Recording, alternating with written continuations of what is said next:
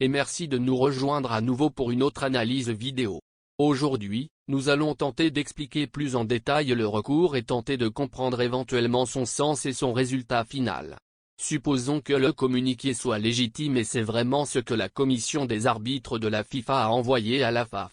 Malgré les rapports que le site a été piraté et que la page avait un bug et en aucun cas une lettre ne sera envoyée au milieu de la nuit en un week-end. Commençons par la première phrase du communiqué et essayons de détendre certaines personnes qui l'ont lu négativement. Nous regrettons que, selon votre appréciation, les décisions des arbitres aient pu influer négativement sur le cours de la rencontre.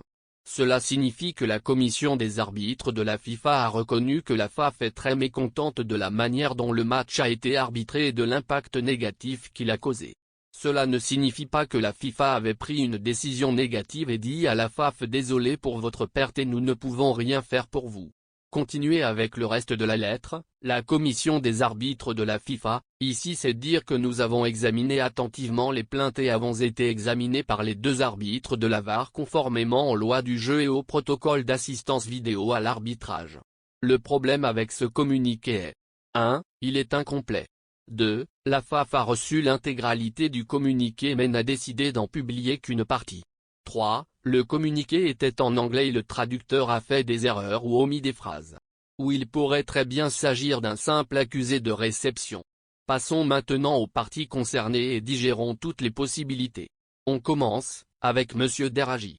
Il travaille pour Beansport et il a des nouvelles internes et des communications avec des collègues qui connaissent personnellement Monsieur Colina et d'autres membres de la FIFA. Il a dit: la FAF n'a présenté aucune preuve tangible susceptible de renverser la décision en faveur de l'Algérie.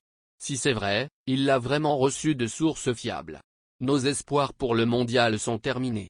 D'autre part, auparavant, M. Deragi a parlé d'une possible corruption de l'arbitre Gassama et d'un éventuel pot de vin. Et plus vraisemblablement, cette information lui a été communiquée par l'équipe de M. Mourad Massar.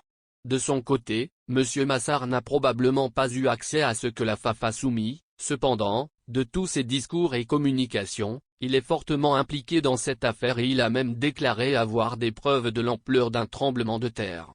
M. Massar, lui, n'était pas content du dernier communiqué de la FIFA et il pense qu'il se fout de notre gueule. Il a recommandé d'embaucher les meilleurs avocats hautement qualifiés pour s'attaquer à la FIFA et à son injustice.